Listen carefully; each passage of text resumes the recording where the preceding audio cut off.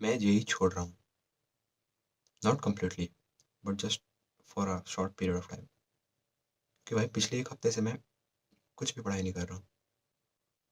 मैं बस टेंशन ले रहा हूँ कि जेई करूँ कि बोर्ड्स करूँ, जेई की बोर्ड्स, जिस वजह से मैं कुछ नहीं कर पा रहा हूँ। मैं इतने स्ट्रेस भर गया मेरे दिमाग में, कभी जेई के लिए पढ़ता हूँ फिर वैक्यू नहीं लगते क्योंकि कॉन्सेप्ट ही क्लियर नहीं है भाई। बोर्ड्स के लिए जाता हूँ फिर लगता है कि जेई कर लेना चाहिए, 15 दिन बचे हैं। बस ये सब करके मैं कुछ कर नहीं रहा, डिमोटिवेट हो रहा हूँ बस। लोग दिन के 15 घंटे पढ़ते हैं इस टाइम, मैं 15 घंटा सोता हूँ भाई। मैं सच बता रहा हूँ, 15 से 16 घंटे मैं रोज़ सो रहा हूँ। तो इसलिए मैंने डिसाइड किया है कि मैं स्विच कर रहा हूँ बोर्ड्स के ऊपर।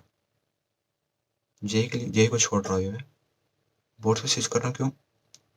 क्योंकि एटलीस्ट अगर मैं बोर्ड्स के लिए पढ़ूंगा तो मेरे अंदर एक वो आएगा मोटिवेशन कि पढ़ रहा हूँ मैं।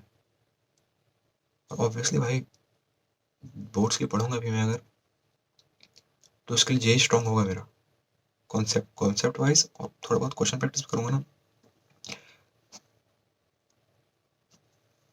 और एटलीस्ट दोनों में से एक चीज़ तो अच्छे से हो। एंड बाय बोर्ड्स, तो बोर्ड्स के लिए मैं इसलिए सोच रहा हूँ क्योंकि मैं अगर अच्छे से पढ़ लिया अभी इस 1 महीने में तो उसमें 95 प्लस आराम से आ सकते हैं। 95 छोड़ो, 90 प्लस आराम से आ सकते हैं। और अगर उतने आ गए तो मतलब मेरे जेई के लिए भी एक बेसिक वो जैसे बोलते हैं नींव तैयार हो गई, जिससे जेई के भी मैं क्वेश्चन अटेम्प्ट कर पाऊंगा। जेई का एग्जाम देने वाला हूँ मैं, तो अगर बोर्ड्स के लिए मैं अगर अच्छे से पढ़ता हूँ बिल्कुल, तो जेई भी मैं टच कर पाऊंगा। ऐसा नहीं करा कि सब हो जाएगा, पर आई गेस कुछ तो होगा। और बोर्ड्स का पढ़ना आसान भी है थोड़ा सा, क्योंकि प्रिडिक्टेबल पेपर होता है उसका, वैक्यूज ऑब्वियसली रिपीट होते जाते हैं। तो अच्छे से डेरिवेशन प्लस जो भी करना होता है मैं करूँगा, and I will score 90+% in boards, जिससे भाई एक मोटिवेशन आएगा, फैमिली वालों को थोड़ा अच्छा लगेगा, सोसाइटी में, क्योंकि बाकी सबसे बोर्ड्स को देखते हैं, एक बार ट्राई करते हैं बोर्ड्स को। तो उसमें रहे मैं 90% एटलीस्ट ले आऊँ। मेरा स्ट्रेटजी जैसा रहेगा मैं आपको बताऊँगा।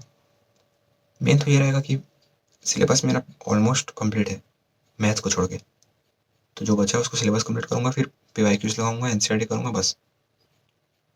Syllabus, theory, notes, NCERT and PYQ, I guess इतने से 90 प्लस तो आराम से आ जाएंगे। क्योंकि भाई अगर 75 क्रॉस नहीं हुआ ना परसेंट, तो ना इधर के रहोगे ना उधर के। तो focus on one thing and S on it. ऐसा नहीं कि मैं जेई को कम्प्लीटली छोड़ रहा हूँ, मैं बोर्ड्स के साथ देखो, फर्स्ट अटेम्प्ट के बाद बोर्ड्स के गैप डेज में मैं जेई उसके सेकेंड अटेम्प्ट की तैयारी करूँगा, पीवाईक्यू करूँगा। और अगर नहीं भी होता ना भाई इस साल, तो मैं ड्रॉप लूँगा 1 साल, अगले साल I will try and I will do. So if you are also confused about this, भाई मेरे हिसाब से जेई को अभी छोड़ दो, जेई का अटेम्प्ट दो, बट अभी 20 दिन कम से कम एनसीईआरटी अच्छे से पढ़ लो, एनसीईआरटी लेवल की तैयारी कर लो, जिससे तुम्हारा मेंस तो अच्छा खासा निकल जाए, बोर्ड्स के लिए तुम रेडी हो जाओ। क्योंकि भाई मैं भी देखा, मैं प्री बोर्ड्स अभी खत्म हुए हैं, मैं जस्ट पास हुआ हूँ उसमें, मतलब मेरे अच्छे नंबर नहीं आ रहे, तो मतलब कहाँ की मेरी पढ़ाई चल रही। मैं अपने दिमाग को बोल रहा था, फैमिली वालों को बोल रहा था कि मैं जेई की तैयारी कर रहा हूँ, पर एक्चुअली मेरी तैयारी हो ही नहीं रही है, ना मैं बोर्ड्स का अच्छा कर रहा हूँ ना जेई का। तो इससे अच्छा भाई मैं जेई की सॉरी बोर्ड्स के लिए पढ़ता हूँ, एंड दैट्स ऑल।